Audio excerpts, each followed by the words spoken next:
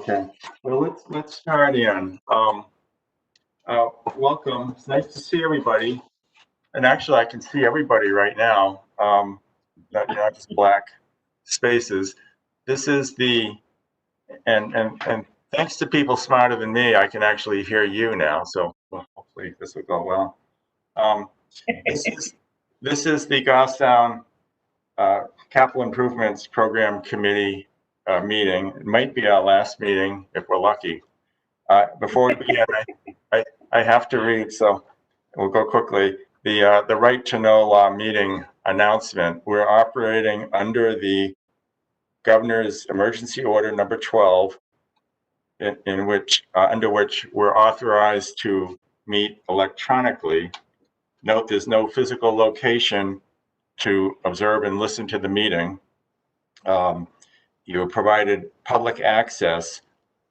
Daniel, why don't you give people the number to call? They have to be on there already to know this. I mean, yeah, the number to call is 603-766-JOIN, which numerically is 5646. And the participant code is 785645, followed by the pound sign. Okay. And if you have a problem on telephone access, call 660-5000. If you can't get in, we're required to adjourn the meeting. That doesn't include the chair's inability to figure out his computer. That's exempt. To begin the meeting, we have to take a roll call. Kelly, let's start with you. Tell us your name and the board you represent. Kelly Boyer, I'm the select board representative, and there's nobody in the room with me. Yeah, that's right. We have to announce if there's anybody in the room and if you're wearing shorts.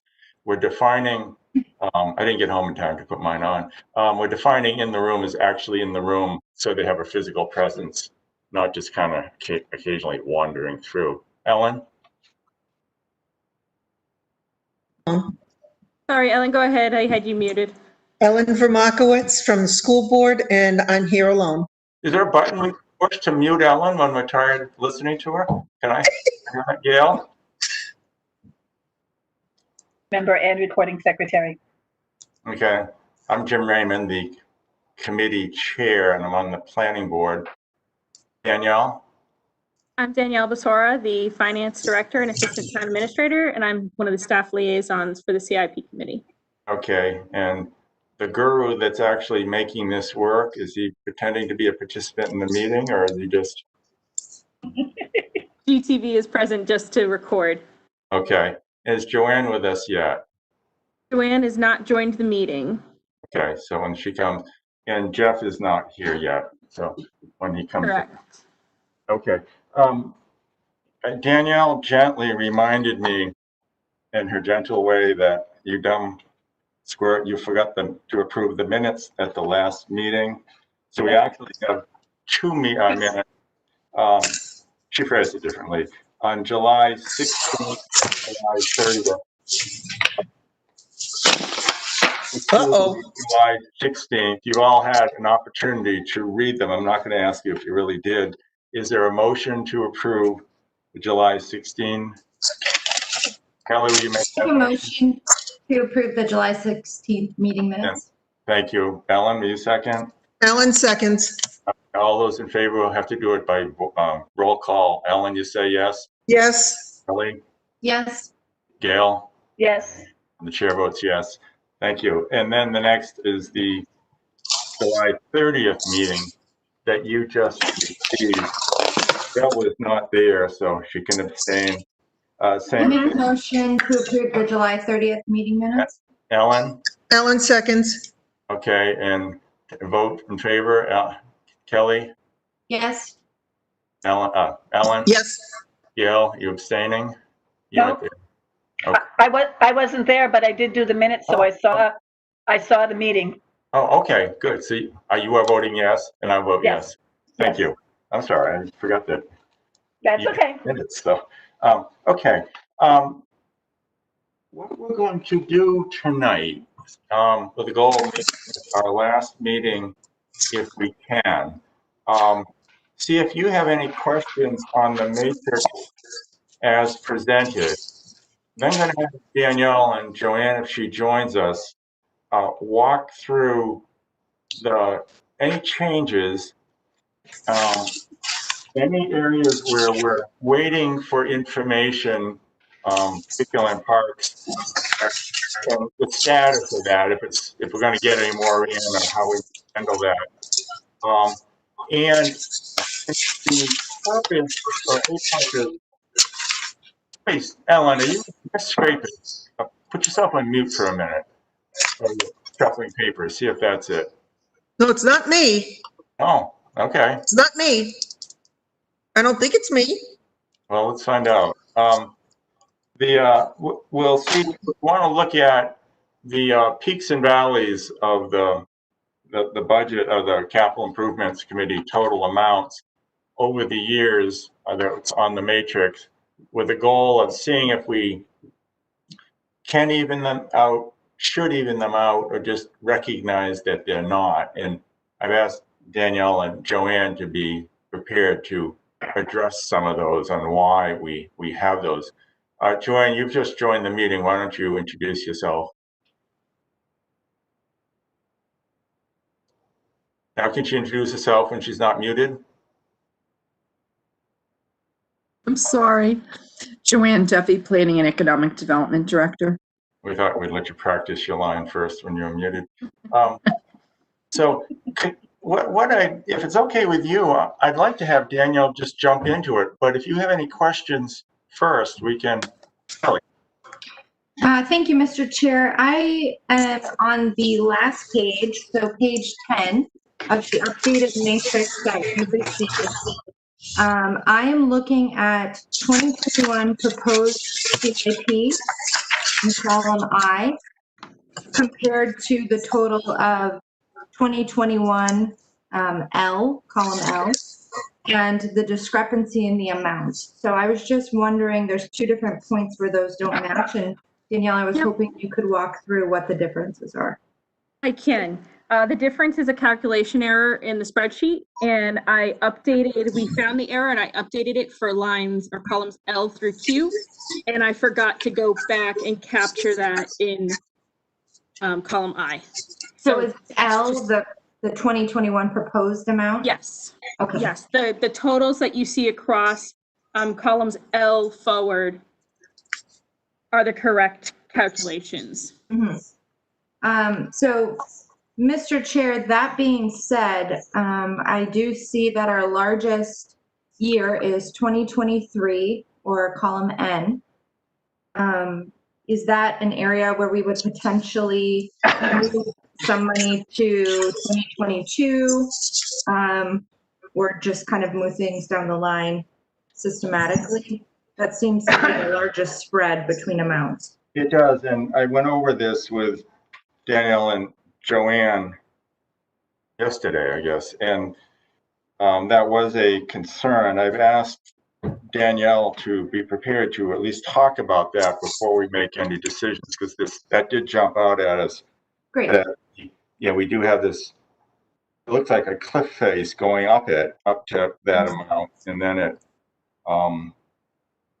yeah, what we can do about that, if anything. And as we did hear from the applicant, the presenters, some of the items, they're large, but they're fixed in time by other considerations. Mm-hmm. We just have to identify those, but it's a good question. That's the only point I see that I'd like to talk about, but that's all I have for now. Thank you. Okay, yeah, we'll come back to this. I don't want to cut anybody off, but now you've dissected this, so why don't you kind of work through what you saw as the changes and the items that were bumping the numbers around. Sure. So, okay. So as Selectwoman Boyer had pointed out, the peak year is the year that you see in column N, which is 2023. And there's a few factors to keep in mind when we're looking at 21 and 22 leading up to that year. The school dropped some significant projects in both 2021 and 2022 due to the fact that they had to escalate or accelerate those technology projects to this year in response to the remote learning environment that they had to modify. And so you have two things happen. You have an increase in 2023, and then you have the decrease in the 2 years leading up to it. As far as what specifically is happening in 2023, the largest impact you're seeing mathematically is the placeholder for the pool project. As Rick has presented, going forward, that is just a placeholder. They have not yet received numbers from the engineering firm for any sort of project.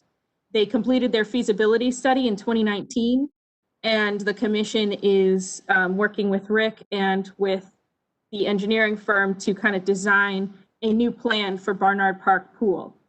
And the placeholder is a number that Rick basically had gotten a feel for in his discussions with the architects and engineer on the potential for that project. So keeping in mind, Rick did ask that we point out that that project placeholder is for an entire rebuild. They would take out everything that exists and then rebuild everything from the gates to the pool to the bathhouse and so on. As far as Stop right there. Yeah. I want to discuss that while we. Sure. A question that I guess somebody named Ellen might ask is, should we bump this back further where they're so, I won't say unprepared, but they're, yeah, unprepared. It's not a, it's a placeholder number. It's a big number. And if you keep it in 2023, it looms large in the near horizon. Is it feasible that this will come in? Kelly, you have a sense of the political aspects of this too. Should we leave it where it is? Honestly, this project has not come to the board in any capacity yet. My understanding is that it's still sitting with the Parks and Rec Commission as they kind of plan out their next few fiscal years. I would ask specifically if we were able to get any clarification on the field project and what that looks like, because my assumption would be that that project might impact another large project for them, but I don't know fully. So that's a great question. I did speak with Rick about the sports complex project as well. He does have placeholders in the out years, being 2023 through 2026. Actually, I'm going from memory here. I should double check here. Oh no, that's a vehicle, I'm sorry. Right. His projects are actually on page 6, and he has placeholders for the sports complex from 2023 to 2025, and that's 100,000 per year. What he explained and what we added to the notes in the matrix is that those placeholders are potentially if the school does not go through with their projects. The school had requested when the commission was developing their plan for the fields to reserve a piece of that land for the school to build a 90-foot diamond. At this point, the school has not yet decided if they're going to build that diamond or not. And so Rick is leaving placeholders for what would be a phase 2. If the school decides not to utilize that space, then the Parks and Rec Commission would propose potentially adding additional rectangular fields, which would be used for practice fields and multiple multi-use fields in general. Well, I guess Kelly, does that answer your question? I mean, if I trust that Parks and Rec has appropriated their large project capacity based on those placeholders. But to Danielle's point, I believe that it's still with the Parks and Rec Commission, that they're still kind of gathering information about the pool project and what that might look like, similarly to the library project, as we know it's coming. That being said, I would feel comfortable leaving that on the matrix itself, but I think it's all very hypothetical at this point. So the question is, do we put it on 2023, or is that an unrealistic schedule? If we move it back another year, it just makes the next following year, correspondingly big. Right. There's no way to hide it. Ellen, Not knowing exactly what this pool project is going to be because the public hasn't weighed in on this at all yet with the political dynamics of the whole thing. Would this be bonded? that's up to the select board.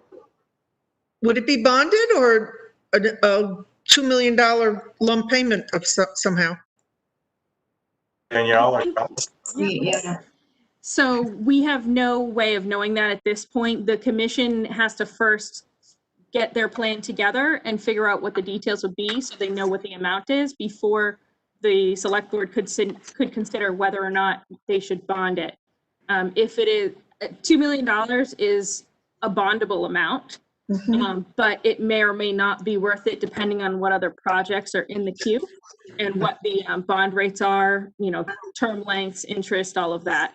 So that's something that the select board would want to consider, but they wouldn't be able to know that information this far out until the project's firmed up a little bit more. Right now it's in 2023. Is that correct? Yes. I mean, I am comfortable leaving that there. I'm not quite sure that this large of a project is something we should take the initiative on moving up. I don't have the grade in front of me. Danielle, do you know if the level of which the project was put at? Oh, you mean like the priority level? Priority. Yeah. That might be a good thing to look at. I can look in the Sorry, I don't have it in front of me. Got it right here. That project was listed at a level of 3, which is desirable. Okay. I had my notes from the meeting when it was presented, he was moving it from 2021 to 2023. Rick described the condition of the pools as dire and, facing imminent failure. Ellen has discussed the political issues involved in this, so it's going to take some missionary work before it can be brought forward to the town. Since we're putting it 2023, it's 2 years out. My own feeling is based on if Rick's assessment of the conditions of the pool are what he described, I'm a little hesitant to bump it out further. We don't want to move it forward. As Kelly said, they're just not ready. We can leave it where it is, and in the report that we submit, it's a little more detailed, we can describe what it is. It's a placeholder of an improvement that we know is going to happen. It may get moved, but it puts people on notice. Because it's 2 years away, we can have another crack at it next year to see where we are. I think we want to send a message back to the Parks and Rec Commission and Rick that we really have to come in with a more concrete plan next year because they're going to run out of time otherwise. We're trying to move it back. We can keep bumping it back 2 years away. I don't want to get any closer than that until we really know what they're talking about. Ellen. It keeps going in and out of my head, so wait till I raise my hand again. It was a good question. Wave your hand so it pops back in.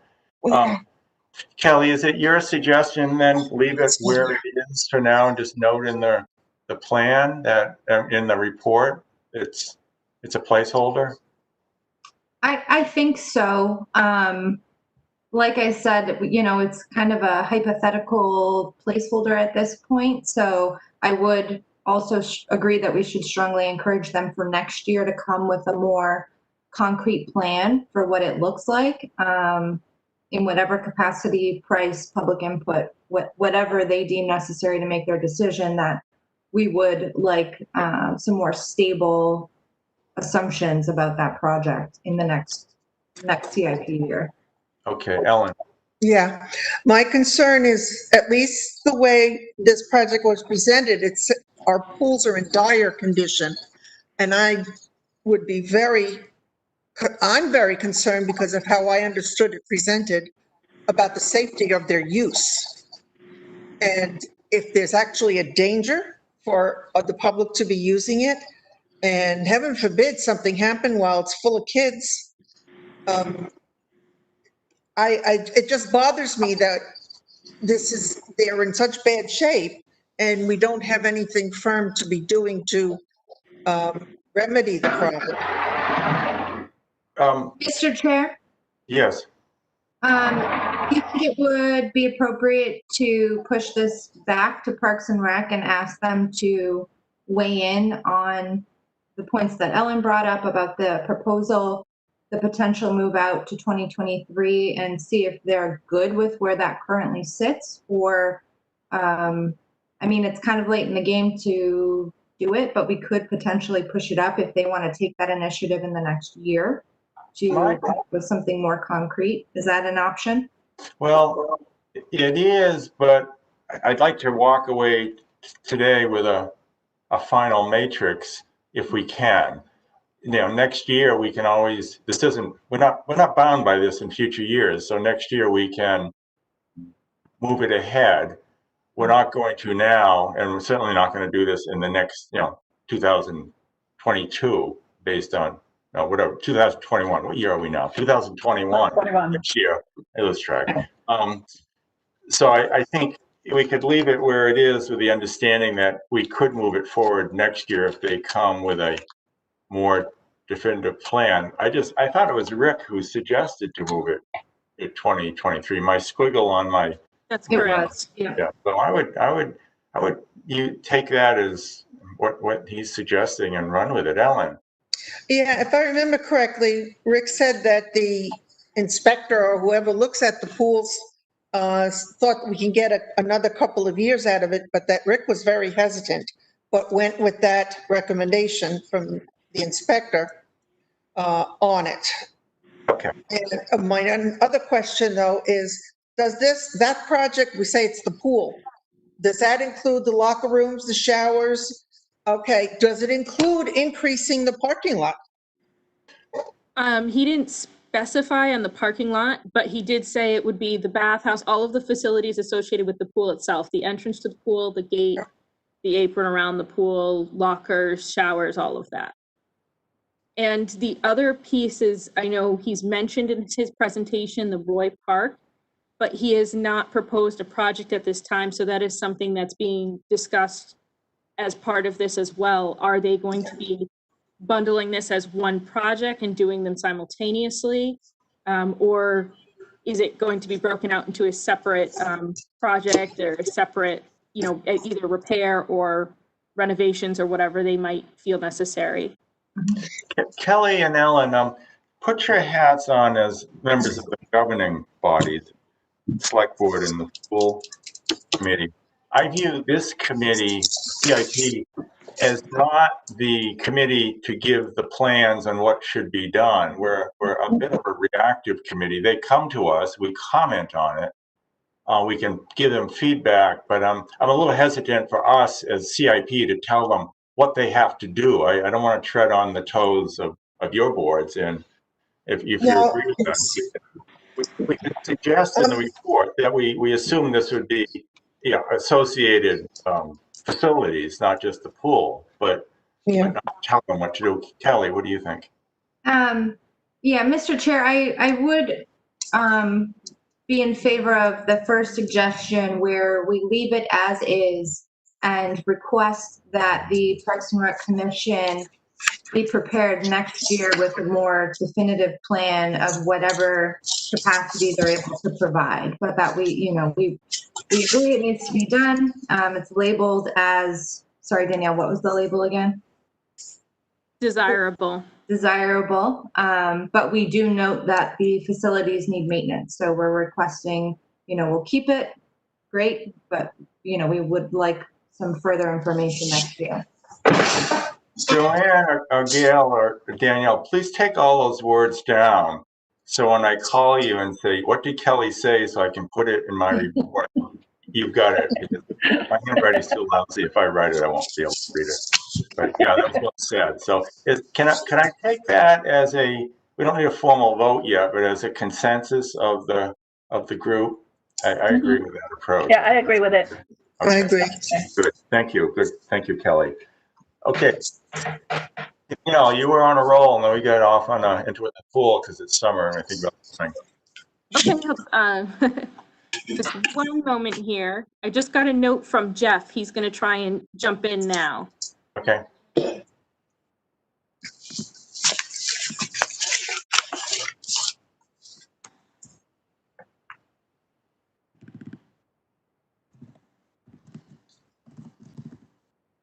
Daniel, can I please ask a clarifying question as we jump back into 2023?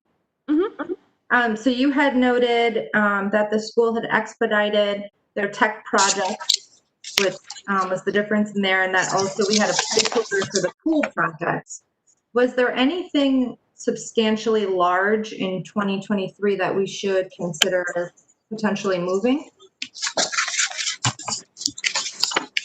There really wasn't anything else in 2023 that stood out as a large project. There were some other highlights in 2021, which of course is sooner. And the large projects in 2021 centered around the sewer rehabilitation project. They have a large project, but it's completely offset by their own revenue. So that's got a net zero effect on the totals you see before you. And then the GPL, the public library addition and renovation, that one is proposed for 2021 as a starting phase 1 and then phase 2 in 2022. The library has indicated that those are both placeholders, and they've also opted to list revenue as an offsetting revenue. So again, you're seeing a zero impact from those projects, although whether or not they'll move forward with a bond and all of that remains to be seen and go before the voters. As far as other large projects, we did see some projects for bridge work that are coming up. Those are in 2023, 2 bridge projects that Adam had identified. Both of those bridge projects are offset by the funding by the state. And at this point, it's our understanding that those are slated there in order to be eligible for that state revenue. So we wouldn't really recommend to move that forward at this time unless DPW gets a change in that information. So those were really the only major projects we had on the horizon. The 2 years you see before you most imminently, 2021 and 2022, are the most level and slightly lower actually than you've seen in previous years.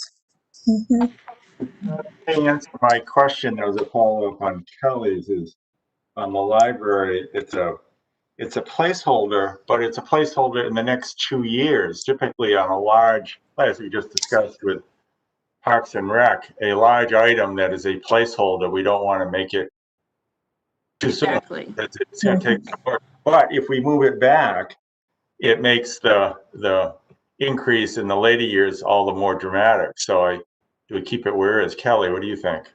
Mr. Chair, I sit on the Library Board of Trustees as a select board representative and have been involved with the consulting project on the potential expansion of the library. We had a feasibility study done, which was phase 1 to view the building's integrity, the potential of if the building could maintain or withstand an addition, looking at all the operational features of the building. That was all included in phase 1. Phase 2, which is the point that we're at now and which has been pushed back pretty significantly due to COVID, was the actual construction of the architectural construction on paper of what the addition would look like and the potential cost breakdown. That was phase 2, and we're still in the process of getting back to that timeline, but the firm that we're working with did have to push off a lot of that work due to COVID. So I would say, given the current circumstances, we should be back on track to have a actual number sooner rather than later. My guess would be within the next 3 to 5 months, starting that process up very robustly again. But it is a phased project that is tied to, like I said, a firm that we're working with. So it has not stopped, but it has certainly been paused for a bit of time due to COVID. Yeah, thank you. That's a good clarification. As I interpret that, it means we shouldn't stop this process by pushing it back. We should keep it on the schedule. And the real question is, Kelly, do you spend any evenings at home if you're on these subcommittees that seem like you're on everything that comes up? But we appreciate that. I see that Jeff has joined the meeting. Jeff, why don't you introduce yourself, as you missed that earlier? Yes, hi, Jeff O'Brien, representative of the Budget Committee. Do we tell Jeff that in his absence, we voted for him to make the full presentation to the planning board? Well, I guess I'm not lucky. yeah. Okay. Just to bring you up to date, we're having Danielle and Joanne bring us through some of the salient points on the matrix where we've looked at, as Kelly had pointed out, it really bumps up in 2023 from a lower level to a higher level. You see that on the last page. And are there any items that can be moved to even out the impact on taxes? And so far we haven't come up with any. So, but Danielle, unless Jeff, do you have any other questions you have before we jump back into Danielle's presentation? No, you can continue. Okay, Danielle, you're on. Okay, so additional items that we have to consider on the matrix for some of the school projects. Wanted to highlight what they have coming up. Between 2021 and 2026, they have a low in 2021 of $260,000, which is significantly lower than their normal CIP request. And that primarily has to do with those projects that were pulled forward and the fact that they have to focus on other needs at this time instead of the new projects. If I may add to that, Danielle? Hear me? Yes. Okay. I know it's a concern of our administration and board that we want to come in with a very tight budget, given the circumstances of the world around us, this next March and possibly the year after. So we're trying to be really low deliberately. There are things that could be moved up if for the purpose of this committee's recommendation to try and balance it out. And I do have those items, but the school district really wanted to keep it tight for 21 and 22 for budget reasons. Kelly? Thank you, Mr. Chair. Ellen, do you anticipate that there are projects that are noted for the school and that could potentially be offset by COVID funds or grants or anything of that nature? Just knowing the amount of funds that are coming up right now and available. I know we have put in for anything that's become available and have received whatever we can possibly get. And that's coming in now, not, a year from now, but now. So those funds are coming in. And the reason a lot of the technology was moved around because the district simply didn't have the capacity to handle all the remote learning last spring. And we'll be doing remote learning and hybrid learning this fall with a lot of group, using Zoom or whatever for groups to be with their teacher online. Yeah, that's kind of specifically what I was talking about, knowing the additional purchasing of devices that we needed to do and things like that. My assumption is that some of that stuff will be taken care of sooner than anticipated just due to the funding that we're able to receive. Yes. I think that's kind of quick to say that at this point, but. We have received funds and I think from what I understand from Steve Bourget, we're in pretty good condition for students to have computers. We are nowhere near one-on-one computer to student in our school system. So those who need it can have a Chromebook to use at home, and I think we're in okay shape to be doing that. There are projects that could be moved up, but like I said, trying to keep our budget as slim as we can. Also, I wanted to mention to CIP, we have on line 320 is the capital reserve fund for the capital asset replacement, which was approved a couple of years ago. And it's $200,000 usually each year that we put in there from unreserved fund balance. Speaking of 2023, this was mentioned when we did the presentation, but our high school bond ends. And the board is considering putting forward an approval by the public to create a school space needs a capital reserve fund using offset. We wouldn't have to bring in money. When the bond ends, there's $400,000 about that would not need to be raised by taxes. And we would suggest that we keep that level and keep raising that money each year and putting it into a fund that would build so that when we do have to build a school or an addition or something major, we have the funds to offset that expenditure to the public at that time. Okay, Kelly. Mr. Chair, a question, please. Yes, go ahead. Ellen, when specific or approximately does that bond end? 2023. I don't know the month. No problem. Thank you. I don't see the 200,000 going across each year, so maybe that doesn't happen on CIP? The capital reserve funds, do they go across as an expense? So at this point, they normally would. It was actually something I had discussed with Scott Gross, the business administrator. And at the time, he was hesitant to put it on because the board hadn't necessarily discussed whether or not they wanted that to be an ongoing deposit.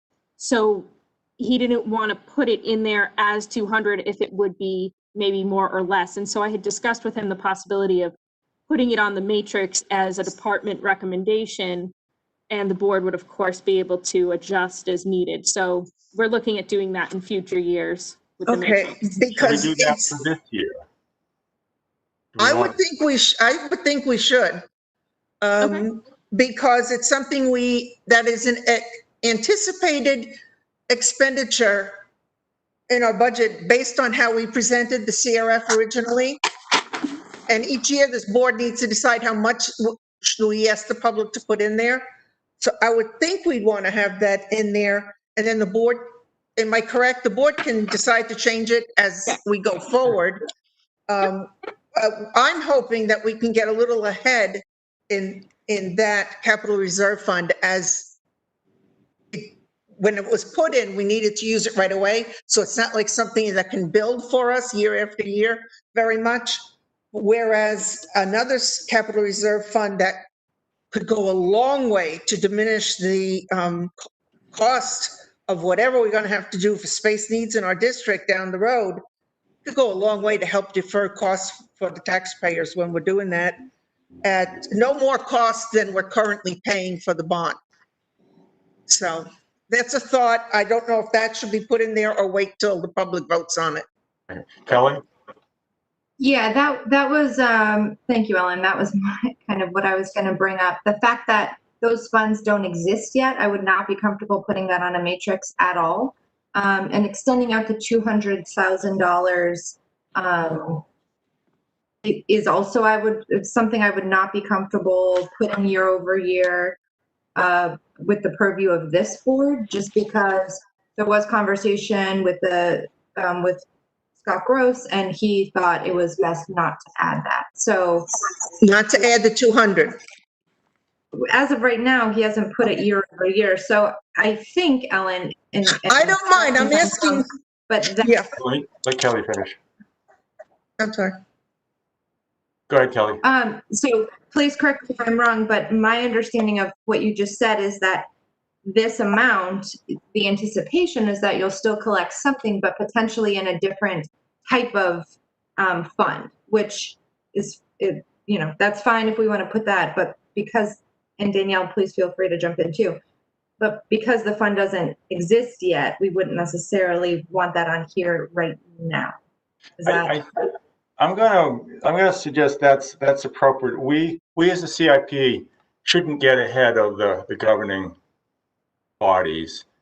We can put in our report that we will recommend that, particularly given and it's both on the town side and the school side, some large capital costs that are coming up, Yeah. the pool, the library, that consideration be made to using a capital reserve funds, particularly in the next 2 years while the total CIP budget is low.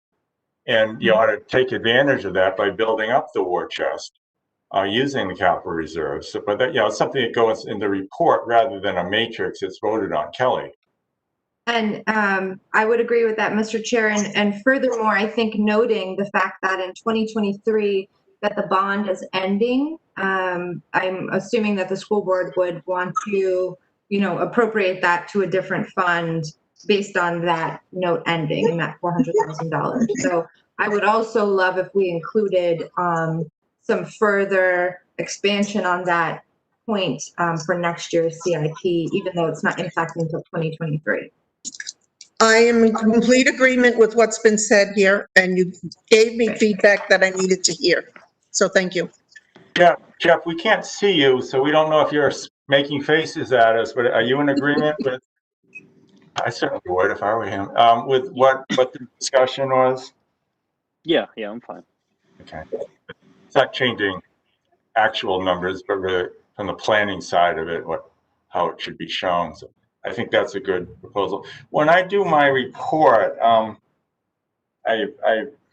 kind of broke last year from just reporting what is to saying what should be. I don't mind, seizing the bully pulpit. I don't want to get ahead of the committee, and so you'll see a draft of it. But I think that's the vehicle to, suggest some of these items that the governing body should consider without having it on the matrix. So we can do that. Okay. Any other questions on that? So we can go back to Danielle. Danielle, you're on again. Okay. Other school projects that were kind of on the radar were the renovations to the high school theater. That contributes to a little bit of a spike in their project in 2025. That is quite a ways out, and Scott had indicated during his presentation that they're not even sure if they're going to go forward with that type of project. So he was really hesitant to move that forward. And the other major project was the entrance widening at Mountain View Middle School. That project is numbered at $390,000, but it involves a lot of complicated variables, including possible impact to wetlands, the difficulty of the terrain around the school. So I don't believe the school was ready to move that project forward either, but that was also in 2025, which is further out on the matrix. My recollection is Scott was, it's pretty, Scott's never shy about stating his views, but he, recognized that some of these items are further back than we might want, but they had, policy reasons, administrative reasons for not moving them forward. And I don't dare tell Scott he's wrong anyway, but I don't want to be moving it up where they've got planning built around that schedule. I don't know what you think, Kelly, and you wear a similar hat to Ellen on the town side, but I assume you want us to defer to your judgment on town matters. Ellen, you agree? The widening, I think, goes hand in hand with the bus turnaround cul-de-sac construction. I think they go together. Not knowing exactly how they go together, I'm not so sure they can be done separately and one moved and one not moved. That's a safety and a traffic issue. There is an item, and I don't know if it helps our discussion, is the building transformer replacement. It's set for 2023 and 2024. If it helps with the bottom numbers, we could move that up to 2022. I don't know if that helps at all. Well, I'll let Danielle talk about that, but I think as Kelly pointed out, 21 and 22 are low in comparison to the later years. There's a political reality, we understand that. Yeah, But this is just a planning tool, still have Okay. to go through the budget, Jeff committee, and then okay. the governing bodies, and then ultimately the voters. But if that's a suggestion that you think is acceptable to the school board, that is one item that change. Frankly, I wouldn't mind saying that we did move some things. We didn't leave Yes. it as is. Yes, we did. When we sell this to the planning board, they don't want us to be a rubber stamp, so we can say, aha, here's the item that we did move. I keep mapping. We did move a couple of things for the school district side. So is that a proposal, Ellen? Is that what? You're making a suggestion, a proposal to move that forward? Got to get to the right page. Tell us what line it is. Hold on, I'm looking for it. Oh, this is the transformer replacement, 277. That Mountain View. Yes, Mountain View, yeah, page 8 of 10. yes. If that helps the bottom line, we could move that to 2022. So it'll be 2022. Thank you, I also see a lot Ellen. of window replacements here as well. I mean, that's something that could possibly move, because that looks like it's across quite a few schools at 150,000 each, spread out over a couple of years. Would that be something that could possibly be moved? That wasn't on the list that was given to me when I discussed this with Scott. So I don't know what the issue is with those. Chris Kelly and then Joanne. Yeah, sorry, Jeff, I can't see you. I didn't mean to cut you off. Ellen, my question with the transformer replacement is that there's two amounts, one for Yes. 2023 and one for 2024. Do you know if those two amounts are connected points of the project? Like if we move one, will that impact the other? I think we need to do both. It seems like it says the building transformers, more than one, and they're at their life expectancy already. So I would think we should move them together. I mean, move them up. If one goes closer, the other one should too. Joanne, you had your hand up. I just wanted to comment on the windows. I believe that the school district pushed them out to an outer year because they're still not decided, based on the building committee Yep. and the report that they were doing as to what's actually happening with both Yep. of the elementary schools. So rather than pour money into a building that may or may not continue being used as a school, Yes. they were holding off on that. Thank you, Joanne. You're absolutely right. Same with the bathroom replacements. It's the same topic. So Okay. I forgot that. You're absolutely right. They're entitled, and this goes to town side too, put thing on the schedule and then move it back later. If they think it could be done, you're not committing to doing it by showing it on the matrix. So I don't want the school to defer indefinitely where we know it's either going to be new windows or new schools, and just show nothing. But I'm going to let the board kind of weigh that, the school board, and decide. But we can, as a policy matter for this committee, we can show items on the matrix knowing that they may not actually happen if something else happens, but at least there it's on. But although Jeff suggested we move it up, I don't know that we need to. Kelly? Thank you. I have a thought with the transformer. Is there any tie that you know of, Ellen, to the kind of emergency command, shelter in place operations for the community? You're on mute, Ellen. No, I do not know about that at all. I know we want to move to the high school, so that's where that generator comes in. So my beagle agrees with you on that one. Well, there's two items then, and Daniel, just to focus, Jeff has suggested moving the windows up. We know they may not happen, but we can move them up just to hold them there. And then I don't know if the school board's likely to make any decisions in the next year. Ellen, we can ask you that. And then we can move the transformer. Danielle. Okay, I have a couple questions, actually. I wanted to help answer the question about the generator in the high school, and then I can address those two. Do you have a preference on the order? No? Okay. So for the town's emergency operation plan, they are finishing up that plan now, and they're actually waiting for the final report from the consulting firm. They have earmarked in that report that they want to make the high school the main shelter, which would make the school more eligible for grant funding for a generator.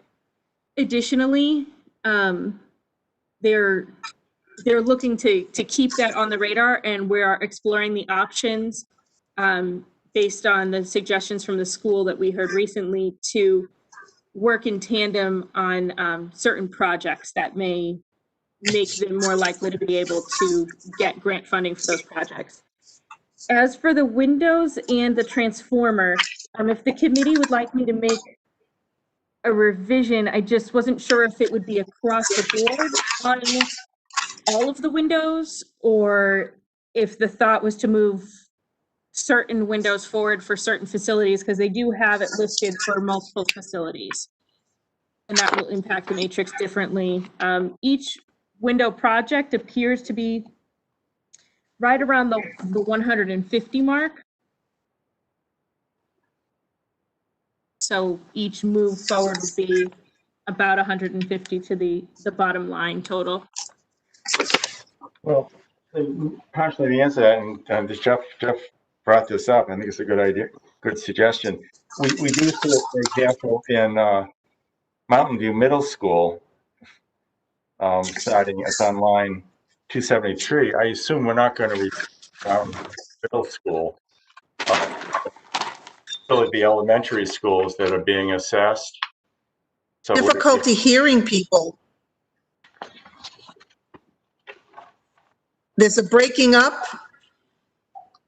Okay, I heard it there for a hiccup. Is it any better now? I can hear you clearly and it's not hiccuping.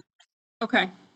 That might have just been an issue with every once in a while based on traffic when we're hosting the WebEx through the network, so. Yeah. I don't know how important it is. The first 2 years on CIP, and then the next 4 years go out not too far off of each other.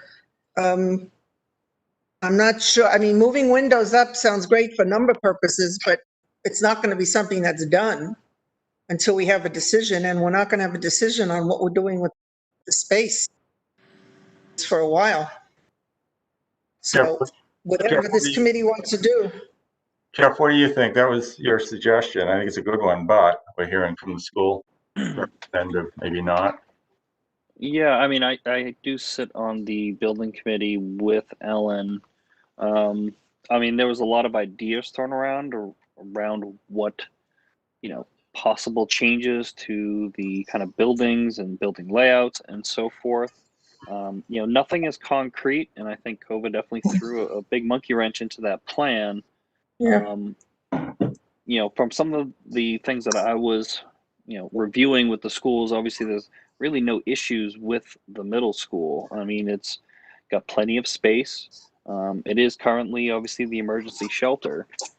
I would think moving up windows in that building and keeping up the upkeep there makes a lot more sense than maybe moving windows up in the elementary schools, which are definitely overcrowded and, you know, at quite a bit of their maybe say their end of life.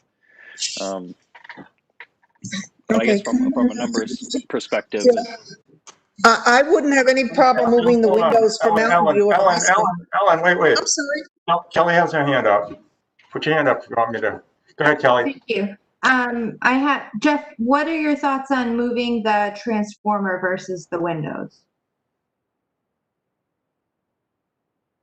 Well, I guess I would be in favor of both, honestly. When you look at the bottom line numbers, there is quite a large delta, from 2024, to 2022.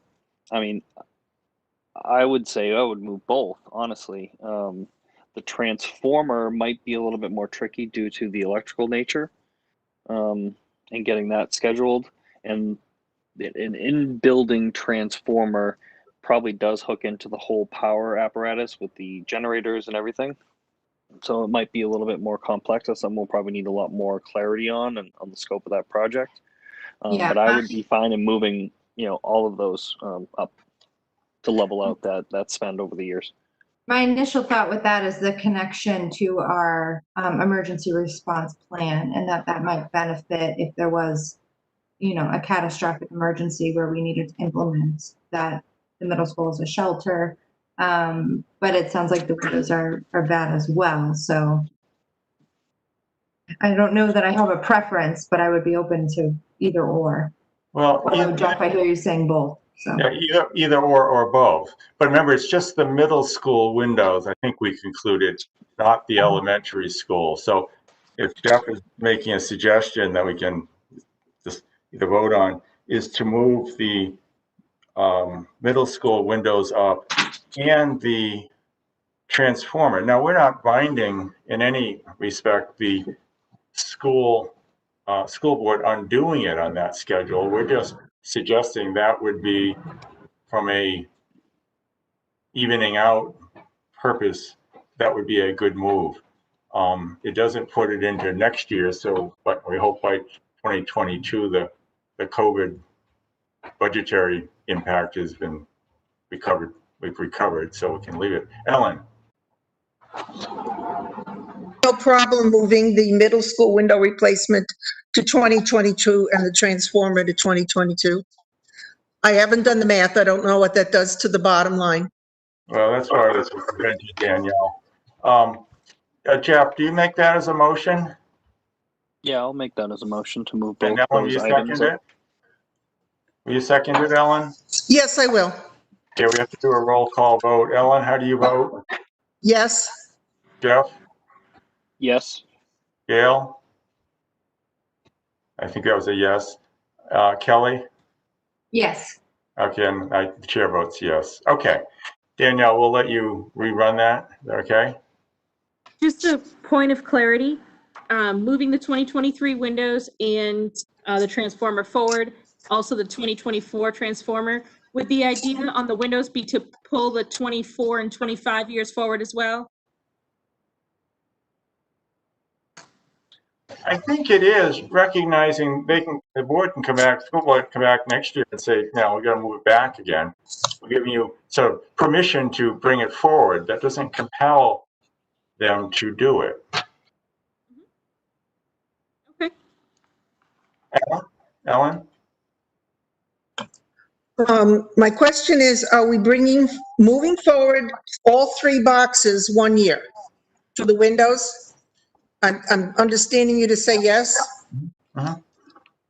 And we're moving both boxes, cells over 1 to 2022 for the transformer, right? We're moving both of them over. I believe that was Jeff's motion. Jeff, can you confirm that? Yeah. Yes, that is correct. Okay. Well, I think that's a good plan. We've adopted it, so I don't want to beat it anymore unless somebody wants to. Danielle, That was moving it forward to 22 or 21? 22, right, Jeff? Just the 1 year forward. Okay, that's what I thought. I just want to make sure I had my notes correct. I was trying to write it as we were saying it. Thank you. Yeah, I wanted to respect the school board's wishes for 2021 having a, little bit more fiscally responsible number here at the end. Makes sense. Yep. Okay, Danielle, what next? It- For the record, I have to disclose my spouse Jane is in the room with me. She's coughing because I'm putting a Band-Aid on her finger, so I have to disclose that. Okay, go ahead, Danielle. Okay, so I'm not sure if the committee had any other particular projects they wanted to look at or consider moving forward. As far as the vehicle project, we didn't really address that, but when you look across the matrix for the vehicle years, they are fairly level to begin with because of the fact that they're maintenance and scheduled replacement cycles. So I don't know if there's any changes. There definitely isn't any major spikes in that part of the plan. If the committee doesn't have any other projects they want to consider moving around, perhaps it would be a good time for the committee to discuss how they want to put together the report and presentation. And I can make those changes calculation-wise so that we know what the final numbers would be when you vote on the matrix, perhaps later this evening.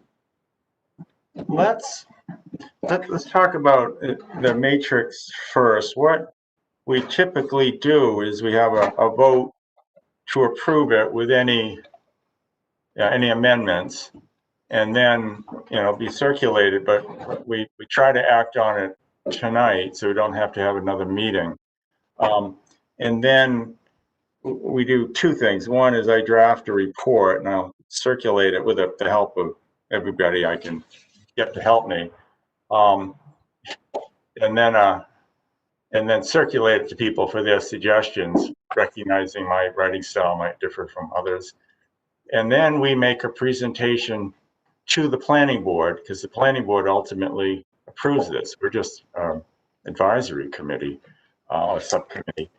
When we do that, this is Jeff walked into the room. I'm not going to do the talking, you are. So we're going to assign to each of you, or have you eagerly volunteer, an area to present. And since we only have about 20 minutes, the planning board does not have a long attention span, and Gail and Joanne will confirm that you can make a 20-minute presentation. You divide it among 4 or 5 people, it gives each of you about 5 minutes to fill. So it's not a hard task. And Ellen did it last year. Gail, did we? Yeah, you did. You presented as well as taking notes. You can multitask. It wasn't difficult, and the group did a very good job. So that's what we're anticipating. So let's take that in order. Are there any, Kelly? Oh, no, I was just going to ask if you wanted a motion. I do. Okay, I'll make a motion that we approve the matrix with all of the amendments that we noted this evening. Is there a second? I'll second it. Is there any discussion on the motion? Hearing none, can't say seeing none because Jeff is invisible. We'll do this by roll call vote. Gail, how do you vote? I take that as a yes. And Kelly? Kelly, how do you vote? Yes. Jeff? Yes. Ellen? Ellen? Yes. Okay, and the chair votes yes. Okay, thank you. Let's talk then about the presentation to the planning board. When is that, Danielle? Till September. The date is September 10th. It is a Thursday. Okay. And I'm sure you all watch planning board meetings eagerly, but usually it's at the beginning of the meeting. They'll set aside time and then they'll vote on it. In the last year, only the last 2 years, the planning board pretty much adopted the recommendation of the committee. I recall years in the distant past when the planning board thought it knew better and would start horsing around with it. But I'm hoping that we can make a a sufficiently compelling presentation and explanation that the board won't feel it necessary to do that. So when we look at who's going to do what, I'll blame this on Danielle and Joe. We divided it up in a way that we kind of balanced things. I guess the question for Kelly and Ellen, though, is, and Jeff, because you're on the budget committee, because you're also a representative of the, for Kelly and Ellen, the governing body, do you feel comfortable presenting the items, you know, Kelly for the town side and Ellen for the school side, or do you think that puts you in the spot of being too much of an advocate for the board that you represent rather than the CIP committee? Because if you say yes, I'm just going to reverse your roles and make Ellen do the town and Kelly do the school. I don't think you want to do that, Kelly.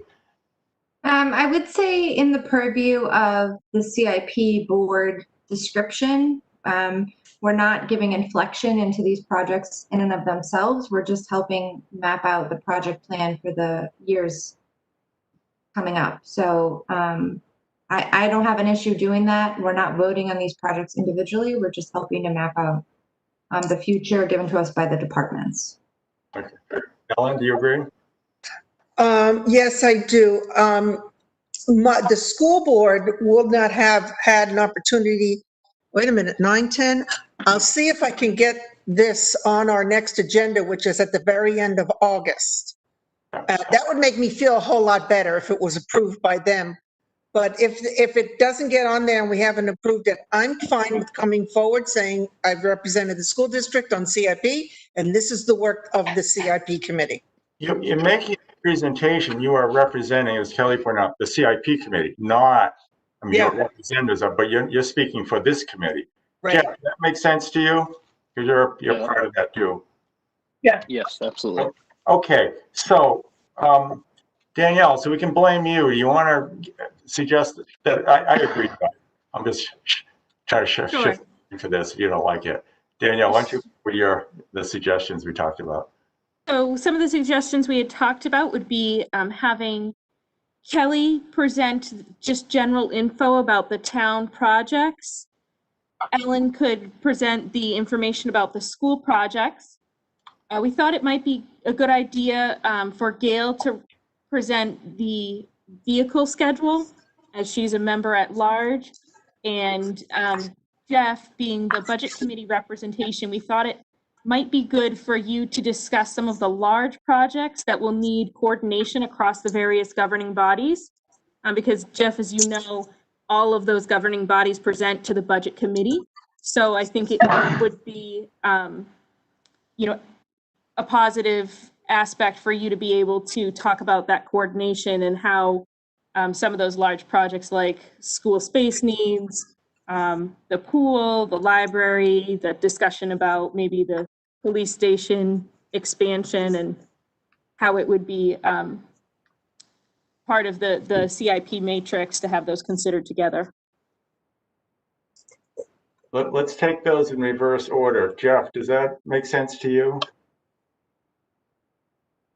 I will warn you all that saying, no, I don't want to do this is not one of your choices. You're on the committee. You're tempted. Okay, Gail? That was my first choice. Yeah, you don't have that choice. Sorry. We suspend the 13th Amendment. Gail? Yeah, I'm okay with it. Okay, Kelly? Sounds good. Okay, Ellen? Good. Okay, what we'll have Danielle do is send out to each of them. So looking at the matrix, what the line items are, just so it'll happen that, so more specific.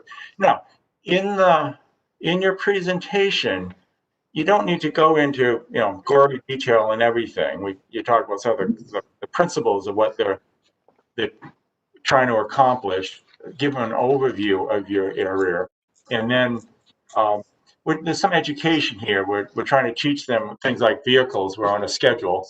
We want to stay in that. The road plan, we're on a schedule. We want to stay in that.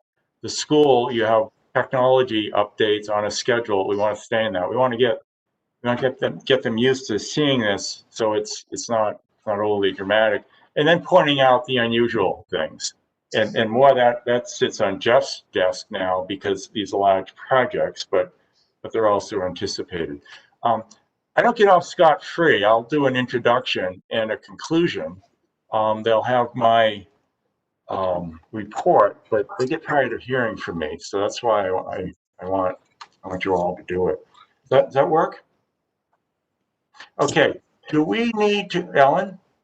Yeah, did you want us, if I remember correctly, last year, I sent you a draft of what I thought I would be saying for your approval? Yeah, I don't censor you. You all did a good job. I wasn't sure how some of you would do, and you all did a very good job. So I don't need to see your comments ahead of time unless you have questions or want me to.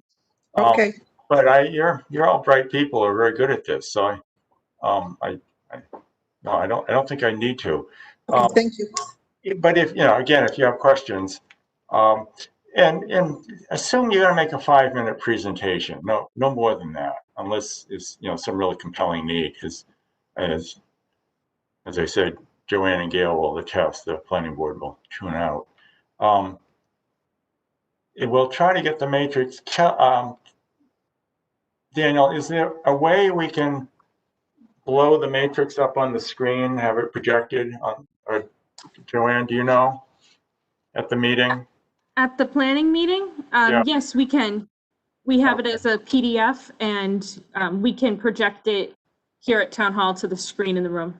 Okay, that would be good, I think, and you can direct people's attention as they speak. Okay. Do we need to get together again? No, I think we're pretty well covered it all. Oh, that sounds, she's very quick to say no.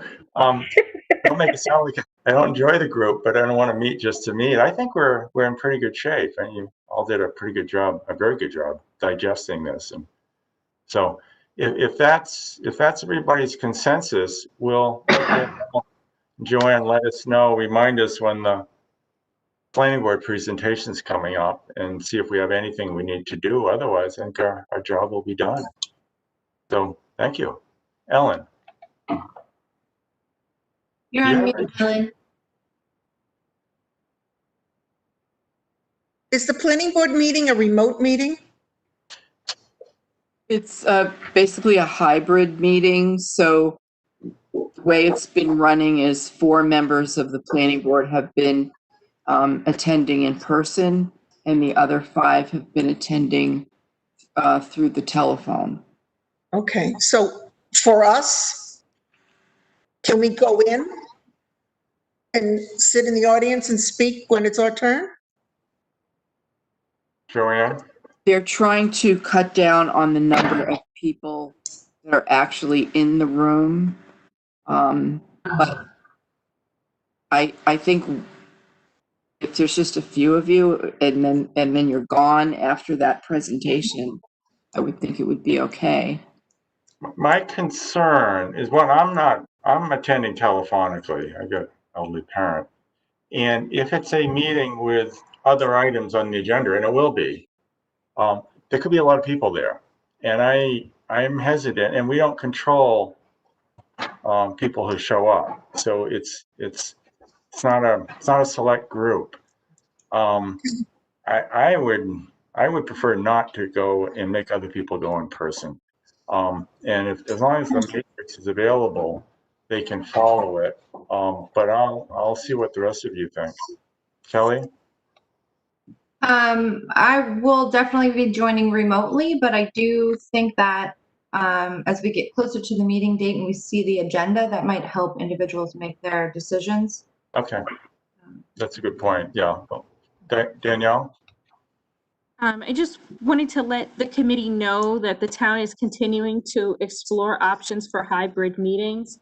As you saw recently with the school meeting, they did a hybrid where they actually had some people in attendance via Zoom or WebEx, and they could be seen like they are here, and that was projected onto a screen and captured rather than just the telephone. I'm not sure if that option will be available by the September meeting, but that is something we're working on. So we'll make sure to keep the committee apprised of that. And as far as, what was the other thing? Oh, as far as the matrix goes, the committee will all have a printed copy of the full matrix in their packet. So if they are attending remotely, they will have a copy of the version that the committee voted on tonight. Well, let's play that one a little by ear, as you suggested, see what the agenda looks like, see if the planning board has moved its technology forward. I know there's at least one planning board member that's resistant, and that may get in the way. And then we'll see. We can do it telephonically. It works pretty well. Joanne can attest to that, and Gail, although Gail's there, Joanne's not, I'm not. So I don't think we need to go. So we'll have Danielle reach out to us as we get closer on that. Okay, Ellen? Yeah, you made me laugh. You said you have elderly parents, so you're being cautious. I am an elderly parent. You're not going to say that. You can see my I keep reminding myself of this, you know? Ellen, you're not supposed to be going out. Okay. Well, Ellen, is that a motion to adjourn? It sure is. Kelly? Okay, it's been moved and seconded. We could do this by roll call. Gail? Yes. Okay, Kelly? Yes. Jeff? Yes. Ellen, we won't ask you your age. Yes. Okay. Just thank you very much. This is a great committee. I hope you had as much fun as I did. I think this is one of the more fun committees to be on, because you see the whole breadth of the town. It's useful to have your insights. So good. Very informative. Thank you, everybody. Yeah, we'll hear from Danielle. Okay.